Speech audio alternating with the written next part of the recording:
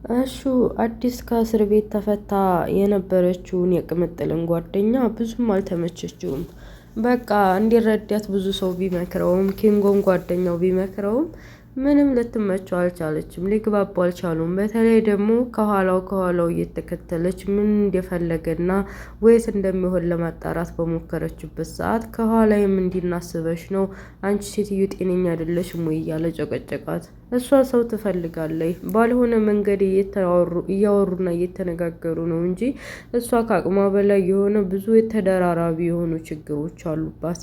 ያንን ችግሯንና ቁስሏን ሲደካባት ራሷን መቆጣጠር አልቻለችም። ጉሮሮውን ይዛ ምንድን ነው የምትፈልገው ከኔ? ቆይ ሰው ልትረዳ የማትችልበት ምክንያት ምንድን ነው እያለች እያስጨነቀችው ነበር ማለት ነው። አንተም እስቲ እንደ ወንድ ተረዳት። ለነገሩ እሱ እንደዛ አይነት ነገር አይመቸውም። በቃ ያራዳ እንደዚህ ተግባብቶ ያለውን ነገር አውርቶ በግልጽ ማውራት እንትን ማለት ነው እንጂ እንደዚህ ደባብቆ ያው እንግዲህ ችግሩ ስለማይገባው ምንም የሚረዳሽ ነገር የለም። ስለ ቤተሰብሽ፣ ስለ ልጅሽ፣ ስለ ሁሉም ነገር ቢያንስ እንኳ ቅምጥል የምታውቀውን ግማሹን እንኳ ብትነግሪው በግልጽ ተረድቶ ሊረዳሽም ሁላ ይችላል። ከጎንሽ ሊቆሙ ሁላ ይችል ነበር። ያው ግን ሴቶች ስንባል አንዳንዶቻችን መንቶልቶል ማውራት ምን የሆነ ነገር ማድረግ እንፈልጋለን። አንዳንዶቻችን ደግሞ ችግራችንን በውስጣችን ይዘን በራሳችን ጊዜ ይፈታል ብለን የምንጠብቅ ሰዎች አለን። እና ይቺ ልጅ ደግሞ እንደምታዩት ጉሮሮውን ይዛ ለምንድን ነው ቁስሌን የምትነካብኝ?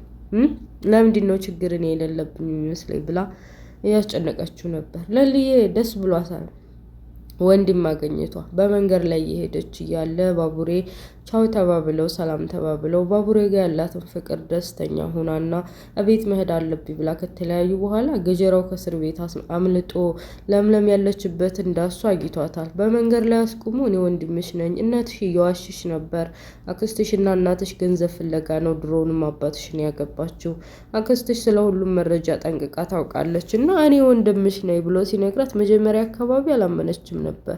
በኋላ ግን ስለ እናቷና ስለ አንዳንድ ነገር ስለ አባቷ ስላስተዳደጋቸውና እሱን ደግሞ የእሷ እናት እሷን ከመውለዷ በፊት እና አባቷን ከማግባቷ በፊት እሱን በመንገድ ላይ ጥላ አስወጥታ አባቷን አግብታ ለንብረት ብላ ህይወቷን እንደቀጠለች እና እኔም እነሱ ቤት ሰራተኛ እንደነበርኩኝ አባትሽ ጥሩ ሰው እንደነበር እና ግን እናትሽ ደግሞ እናቴ ያው እናቱ ማለት ነው መጥፎ ሰው እንደሆነች ሁሉንም ነገር ሲያስረዳት ነገሮች ተገጣጠሙና አመነችው። ወንድም ማግኘቱ ደስ ብሏታል። በዙ አጋጣሚ ባቡሬ አልነገረሽም እንዴ? ስለ እኔና ስለ አንቺ አንዳንድ ነገር እኮ ነግሬው ነበር ምናምን ሲላት ኧረ አልነገረኝም አለች።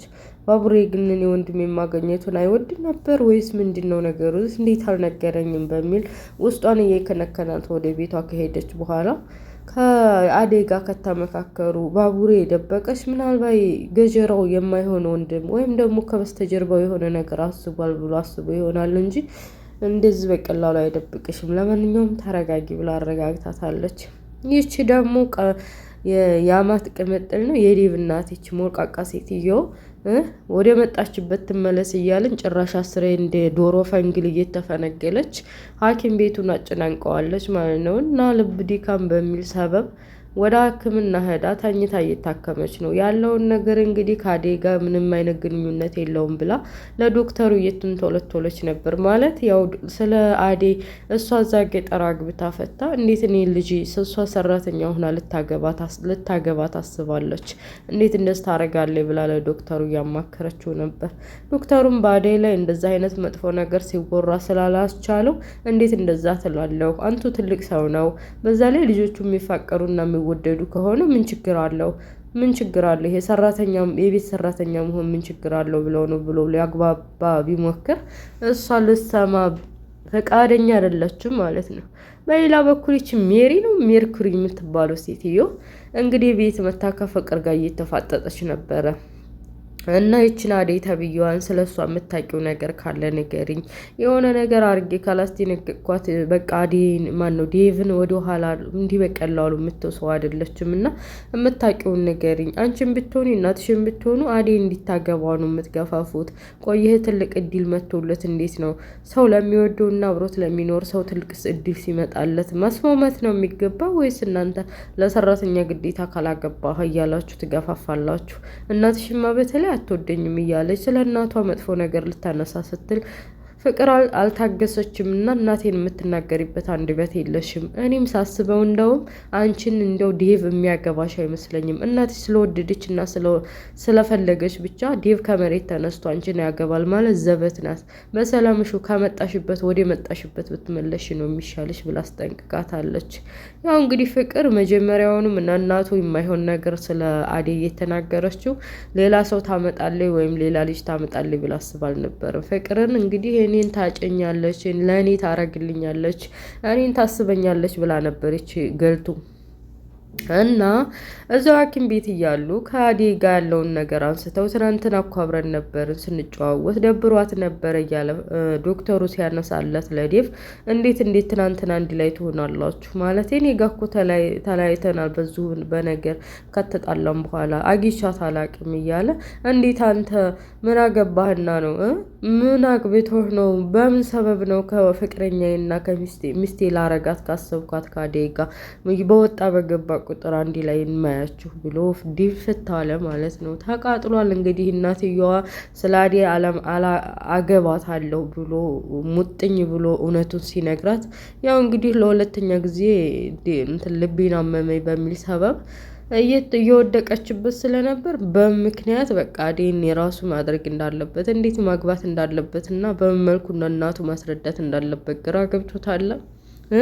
በሌላ በኩል ይቺ ፍቅ ማን ነው ዶክተሩን አፈቀርኩ ወደድኩ የምትለው ልጅ ሩታ አደይን ብዙም አልተመቸታትም። ለምንድን ነው በነጋ በጠባ ከዶክተሩ ጋር ማገኝሽ እያለች ምን አስበሽ ነው ማለት ያው እንግዲህ ዴቭ እንዳይቀምየምሽ ብዬ ነው ምናምን እያለች በዴቭ አሳባ የማይረባ የማይሆን ነገር ነገረቻት።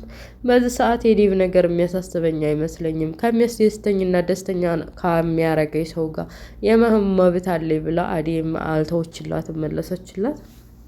በሌላ በኩል ፍቅርን ነግራት ነው መሰለኝ እንግዲህ ሜርኩሪ ነው ማን የምትባለው ልጅ አደይን ፍለጋ በአስፋልት ቅልጥው እያለች መታ ፈልጋ አግኝታታለች።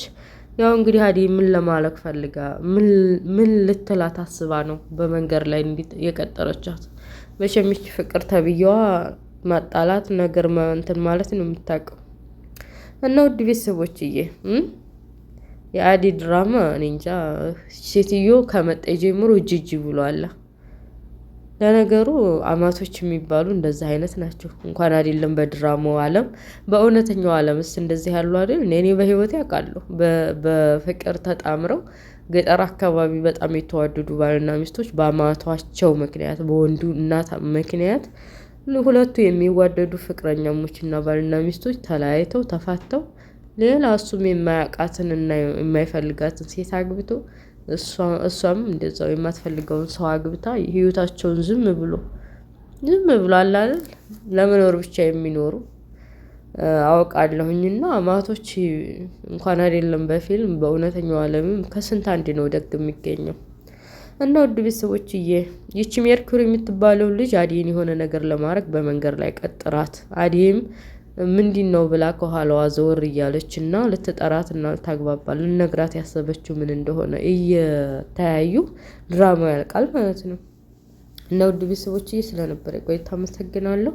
በሌላ ፓርት እስከምንገናኝ በቃ ላይክ፣ ሼር፣ ሰብስክራይብ ማድረጋችሁን እንዳትረሱ። ሶሪ በጣም ቶንሲል ይዞኝ ነው እንደዚህ እንትና እምጉነፈነፈልባችሁ ሶሪ በጣም እስከሚሻለኝ ቻሉ። ለድምፄ መጉነፍነፍ በጣም ይቅርታ ጠይቃለሁኝ።